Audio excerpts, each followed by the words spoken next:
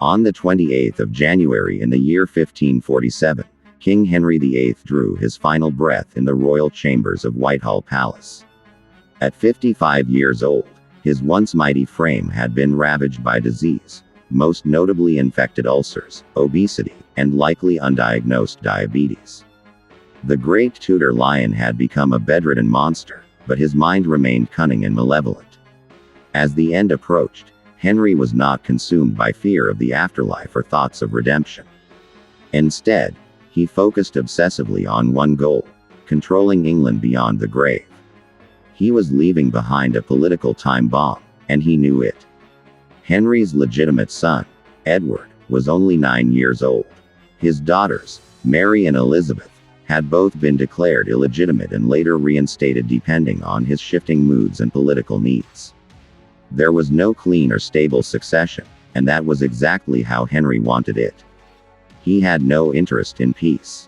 Instead, he crafted his final will and testament as an instrument of revenge, meant to punish enemies, test family loyalty, and twist the future into a reflection of his own tormented ego.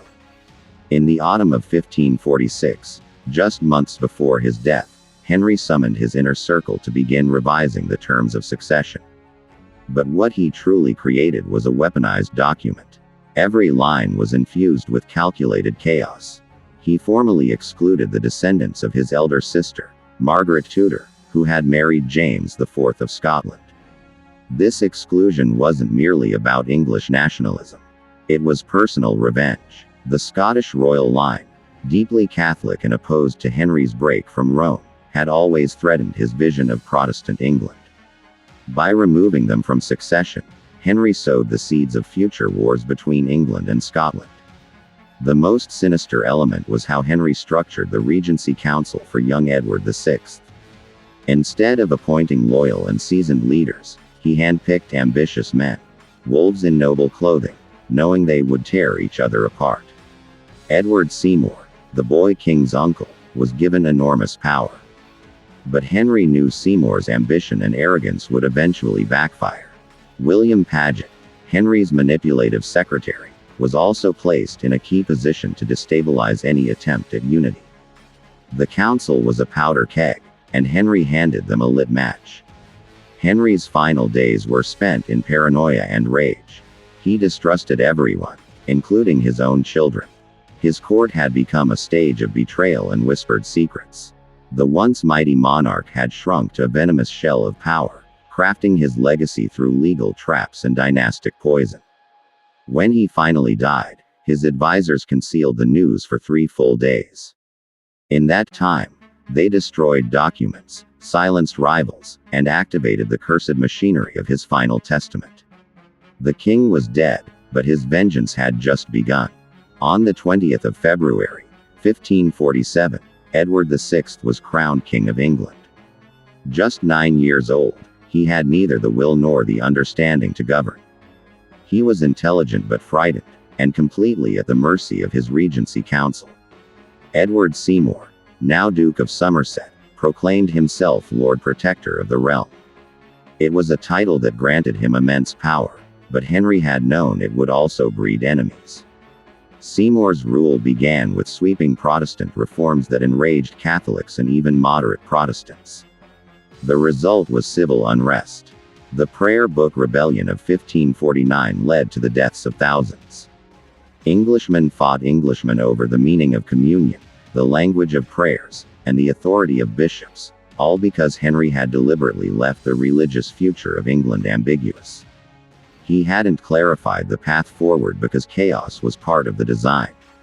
The king who had once ordered the execution of both Protestants and Catholics ensured that his successors would drown in the very contradictions he left behind. By October 1549, Seymour had made too many enemies.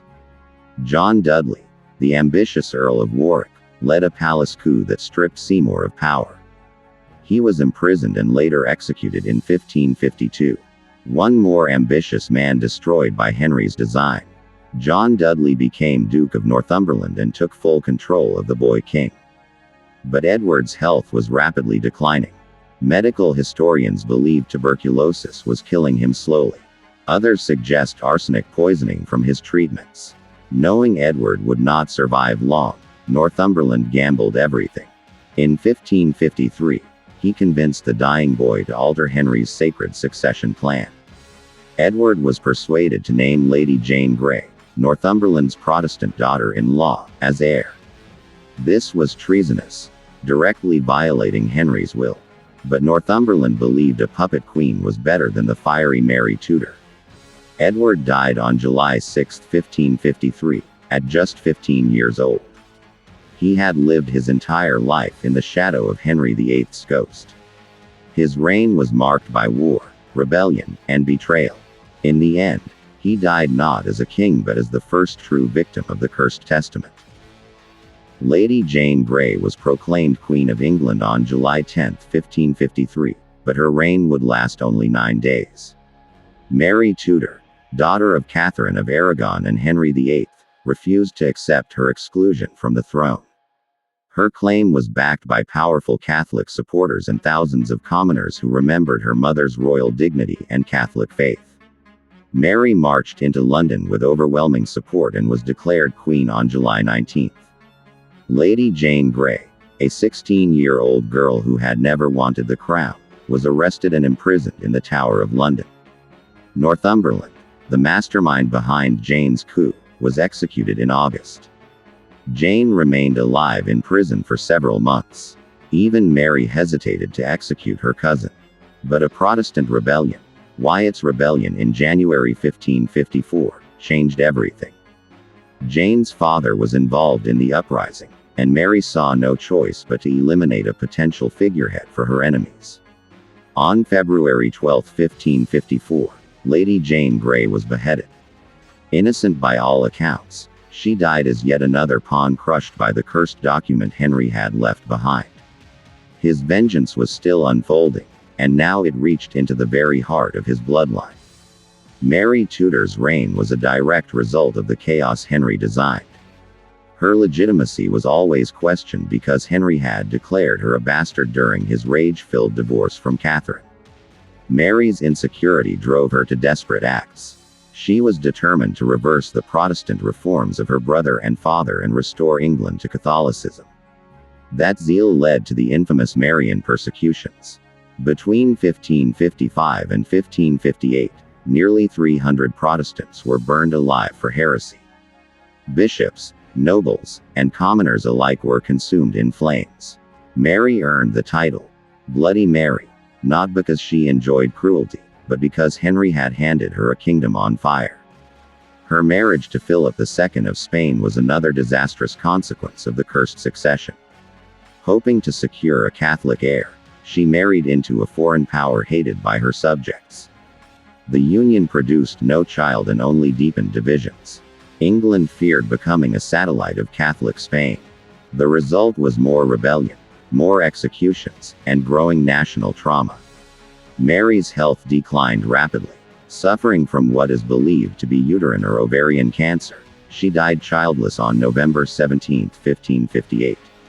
With her death, the throne passed to her Protestant half-sister, Elizabeth, the final living child of Henry VIII. Another twist in the tyrant's legacy. The sisters had despised each other.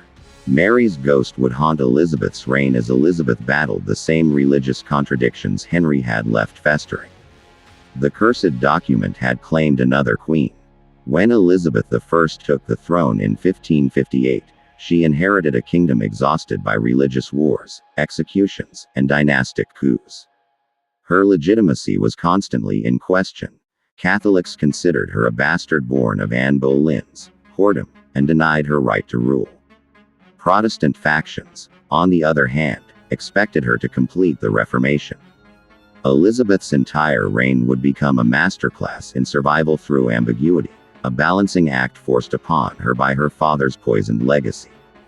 Henry VIII's exclusion of the Scottish line, his sister Margaret Tudor's descendants, created constant conspiracies. Chief among them was Mary, Queen of Scots, a Catholic who had a stronger hereditary claim to the English throne than Elizabeth in the eyes of Europe. Mary became a lightning rod for rebellion and conspiracy. English Catholics believed she was the rightful monarch. Elizabeth imprisoned Mary for 19 years. But the danger never ceased. The Babington Plot of 1586, a conspiracy to assassinate Elizabeth and place Mary on the throne, was the final straw. In 1587, Elizabeth reluctantly signed Mary Stuart's death warrant. On February 8, Mary was executed, ending the last serious Catholic dynastic threat to Elizabeth. But it was also a direct consequence of Henry's cruel testament. By excluding the Scottish line, he ensured that the descendants of Margaret Tudor would always pose a threat. His revenge reached across generations. Elizabeth never married and never had children. Some believe it was her trauma, witnessing how marriage had destroyed her mother, Anne Boleyn, and her cousin, Jane Grey. Others see it as political calculation. Either way, her decision ensured that when she died in 1603, the Tudor dynasty ended completely. The man who had 6 wives in pursuit of a male heir had, through his own actions, destroyed his entire bloodline. Henry VIII's testament functioned exactly as designed. It was not a legal document. It was a curse, a legacy of paranoia, betrayal, and dynastic destruction. England suffered decades of religious civil war, executions, and political instability because one man could not relinquish control. His obsession with power beyond death turned his own children into victims and his nation into a battlefield. His revenge did not end with his death. It lived on in every false coronation, every burning stake, every whispered plot in royal halls. His final testament became a historical monument to malice. In his desire to punish enemies, Henry VIII also punished the people he claimed to love. His bloodline, his wives, his kingdom, all sacrificed on the altar of his pride.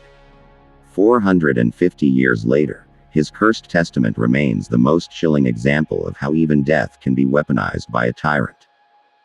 You've just witnessed one of the darkest punishments in history. But many more still lurk in the shadows.